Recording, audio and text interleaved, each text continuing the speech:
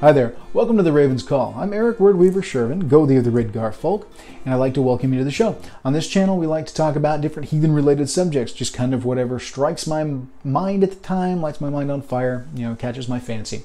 And big UPG warning, a lot of this is all just kind of how I see the world, how I see heathenry. Through my viewpoints and everything. You guys seem to like it, so I'm going to keep doing it as long as you guys do.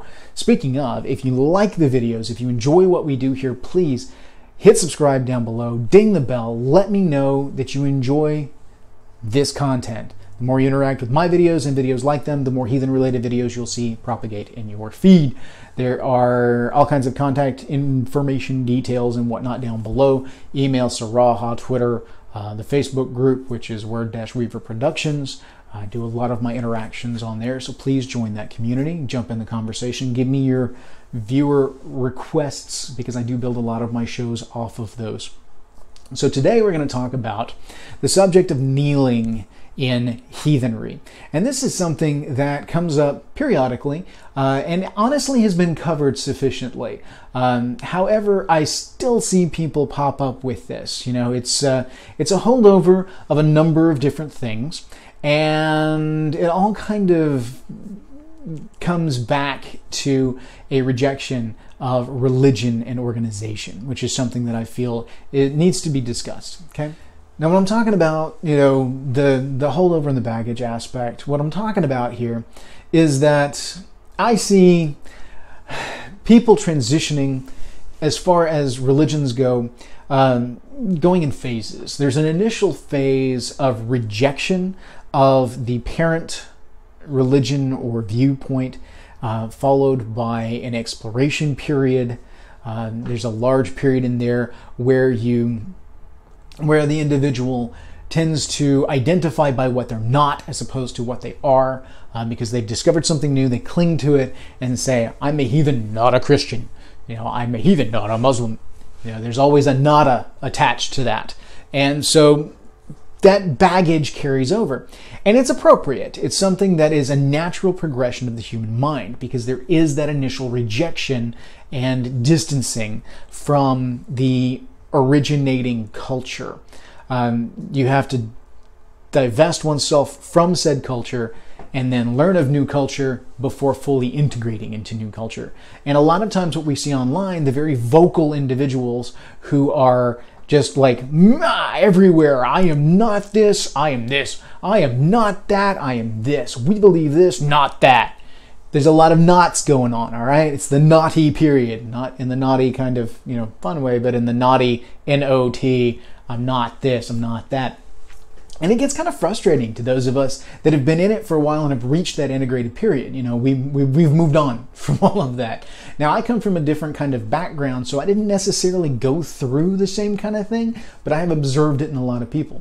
And by that, I mean that I was brought up in a family where we weren't brought up in a major religion. We were brought up to kind of search and explore from our very beginning. Ever since I was a kid, I was let to explore everything. And just how I came to heathenry as early as I did is because I was free to explore. My parents were awesome that way, and I love them for it. Thank you, Mom and Dad. You guys were awesome. Because of that, I'm here to be able to do this today. So that being said, I do see it in a lot of people. I especially here where I am in East Texas, because we're kind of the buckle of the Bible Belt down here. You guys don't understand, unless you've been to East Texas, just the per capita ratio of people to churches. It's ridiculous. I don't understand how any of these churches fill their pews, because there are so many of them. There's one on every corner. It's ridiculous. And a lot of Southern Baptists, a lot of Catholics, they're all over the place. And because of that, people that are finding heathenry, especially the new generation coming in, tend to be transferring from a Judeo-Christian religion into heathenry. Now, there's some that come from other religions, other viewpoints, other areas, and that's cool. That's awesome. I don't have a lot of frame of reference for that, because the vast majority of what's going on around here comes from that whole Judeo-Christian background, and that's where I see people kind of dealing with the issues and whatnot. So there's a lot of Judeo-Christian baggage that they're having to deal with as they transition to heathenry. It's natural, it's appropriate. Again, like I said, from those of us that have been in it for a while, it can get a little frustrating because we get tired of having the same conversations over and over again. And you'll find that established heathens that have integrated and have really gotten to it, there's a disconnect. It's like, yeah, we can teach newbies all day long, but man, I really want to talk to somebody who gets it, somebody I can bounce these ideas off of, and I don't have to explain myself. I want to be able to talk to somebody and drop a Beowulf quote and not have to explain Beowulf before I get to the actual point. I just want to be able to drop a reference and keep going. I want to reference this part of the lore and just trip over and keep going, because it doesn't need a lesson associated with it to make the point. That completely takes us on a different tangent and loses the point. So, you're going to get a lot of that. So this whole kneeling thing I see as part of that whole rejection phase, because kneeling is such a big thing within the Judeo-Christian world. You kneel to pray, you kneel in ritual, especially from a Catholic Catholicism kind of background, and a number of others. There is the idea of kneeling, plus from more of a Middle Eastern point of view, there's the prostrating, where one goes fully onto the ground and places their forehead onto the ground. And these are all signs of submission to the deity being worshipped. And what you will find is an almost brosatru kind of mentality of, real heathens don't kneel. Our gods ask us to stand, not kneel. I would never prostrate myself before a god. And a lot of that is just rejection from that background. There is a rejection of the control of the Judeo-Christian and some Middle Eastern viewpoints of life, of how they go about things, strict, rigid religion. And people come to religion as a bad word. Religion's not a bad word, guys. I may actually do an entire video at some point in time about religion's not a bad word. All right, religion's just the word we use to discuss our relationship to the gods, our relationship with the sacred, the things that we do in order to access and build relationship with the sacred to gain the blessings of the sacred. And so when you look at things like kneeling is something that, being so heavy in those cultures, gets rejected by the newbie heathens in that almost staunch, individualistic, no man is my lord, etc., etc., etc. Okay? It's like, Odin is my god, but I am my own lord kind of thing.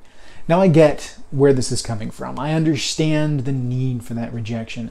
I understand that there's going to be that bucking against the system, especially when individuals are transitioning from something as rigid as, a Judeo-Christian religion or one of the Middle Eastern religions, and more into an organic type religion that is built around, different cultures and different influences.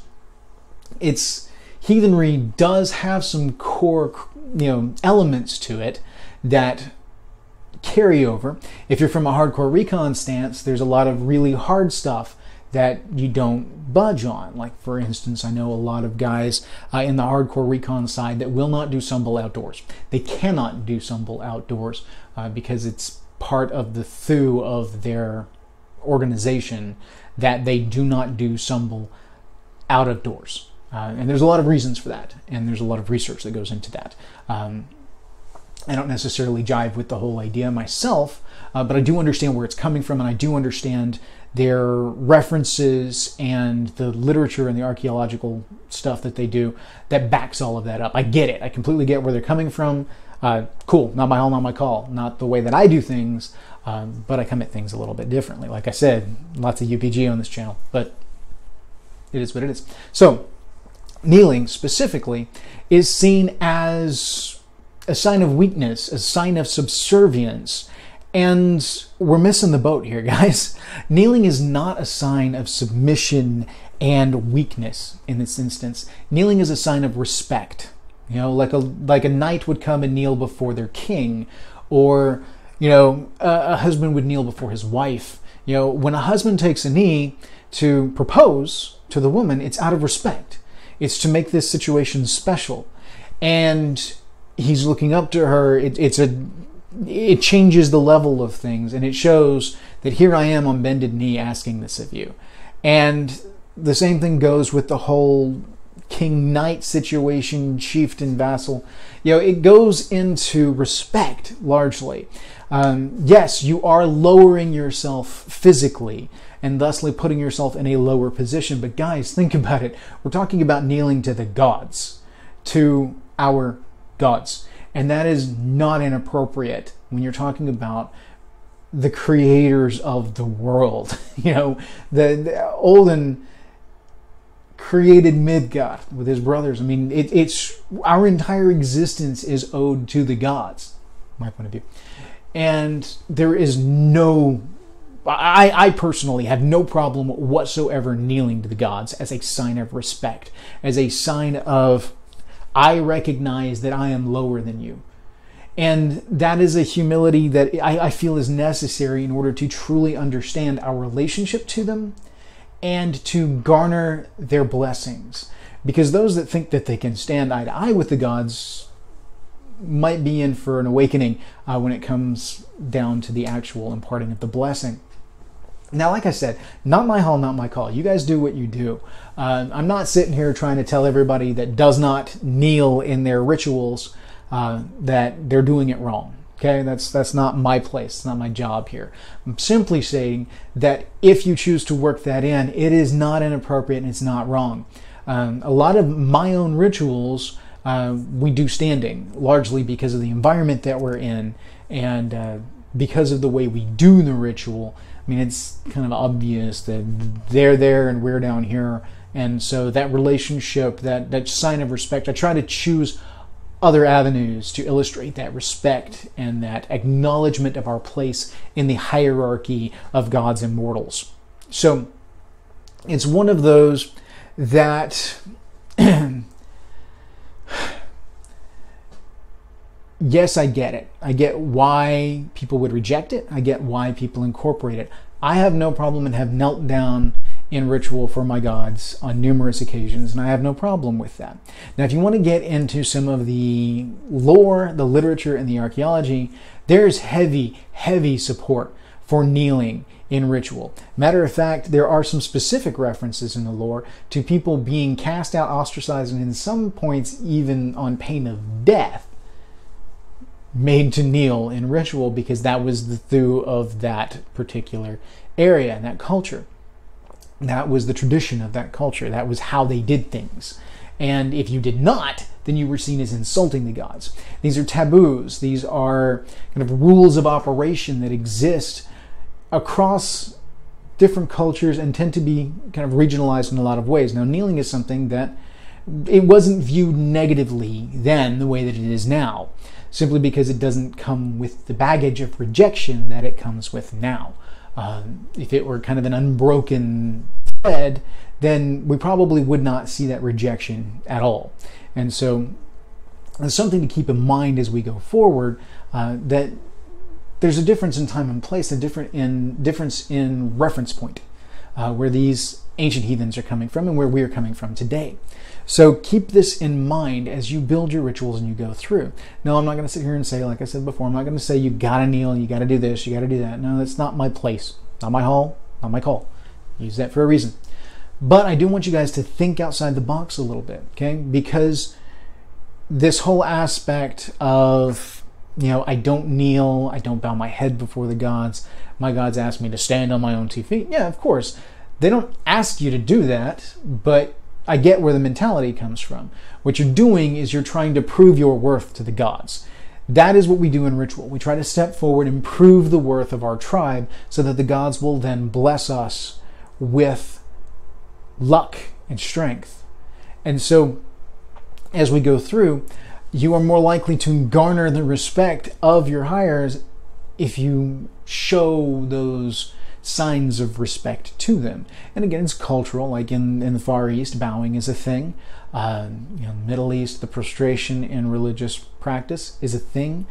Kneeling is a thing across the board in a lot of ways. So that's something we need to keep in mind going forward, is the difference in a region, difference in time and place as far as context goes. I mean, the cultures were different back then than they are now, and we need to incorporate that kind of mentality when it comes to what we choose to do with our rituals in modern day. I'm going to fall back to my main fallback in these, which is always contemplate the whys. Why do we do the things that we do? Why do we use the particular ritual elements that we choose to utilize? Why do we do things when we do them, how we do them? Why? Why? It all comes back to why. And you will find your justification is your own, and I cannot dictate that. Not my hall, not my call. But the why on the kneeling specifically is that, you know, you are showing subservience to the gods, not necessarily because somebody else has done it before. I don't care about that aspect. I don't care just because the ancestors did it, we should do it. They're not right about everything, guys.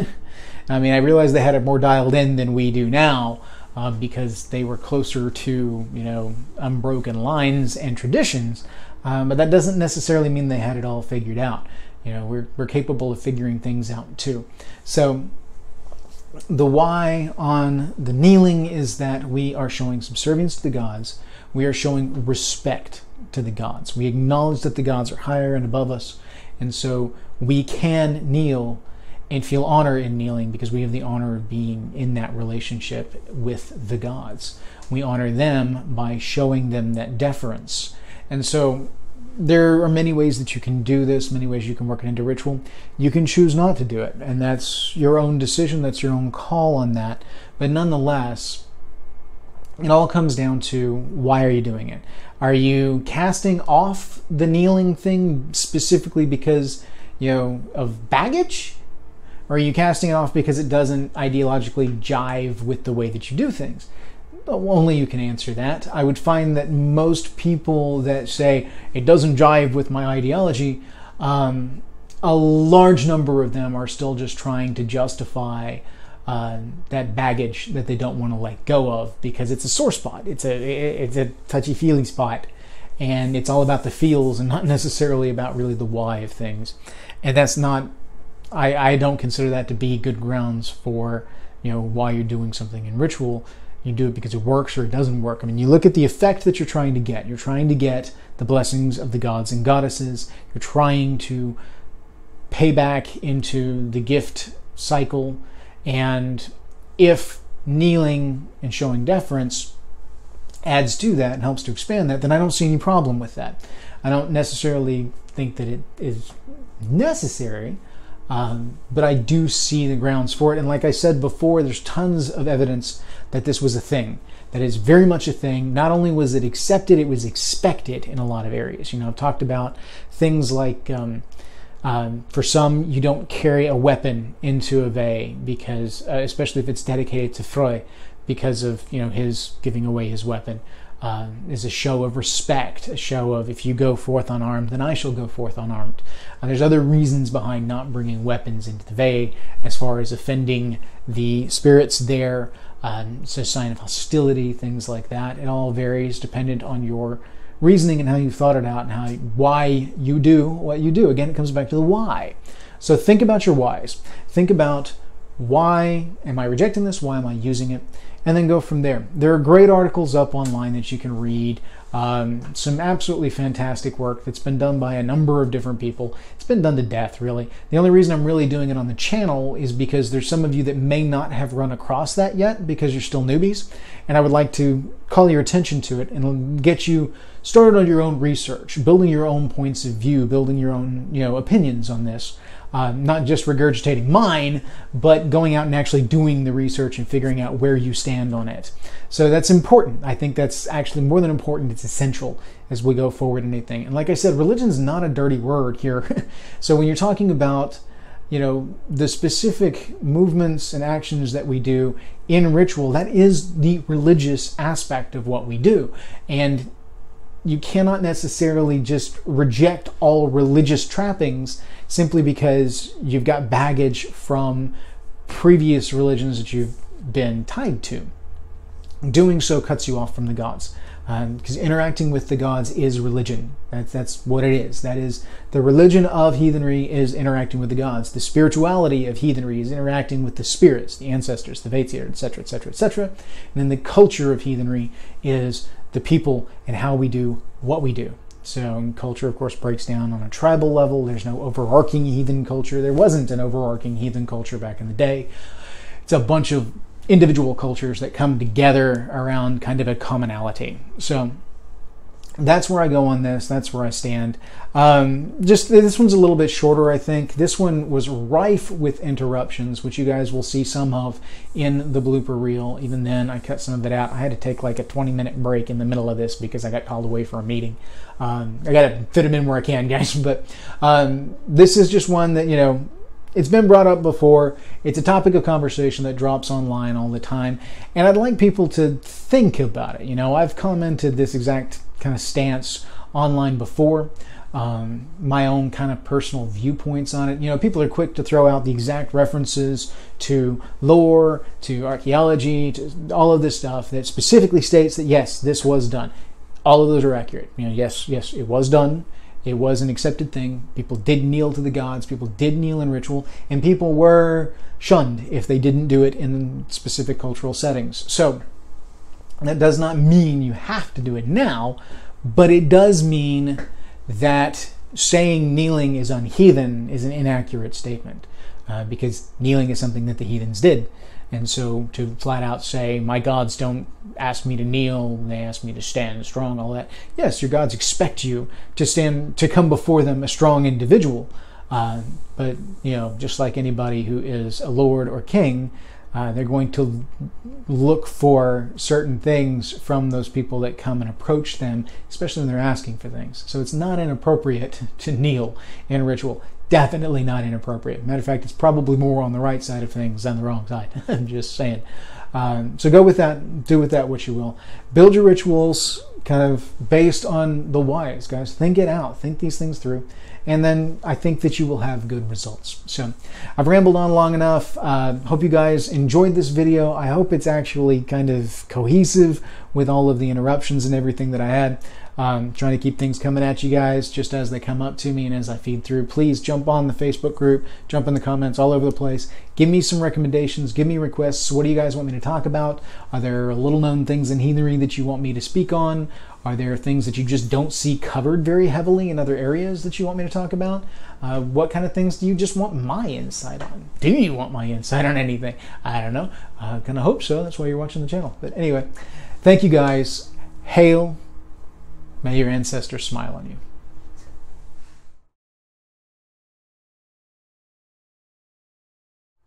All right, we're going to try and shoot one more. We'll see. All right. I don't like it hurts me to do this video. Anyway, all right. This is going to be kneeling in heathenry. So I think, yeah, we'll do this one. Might as well. Fix the camera, fix the camera. There we go.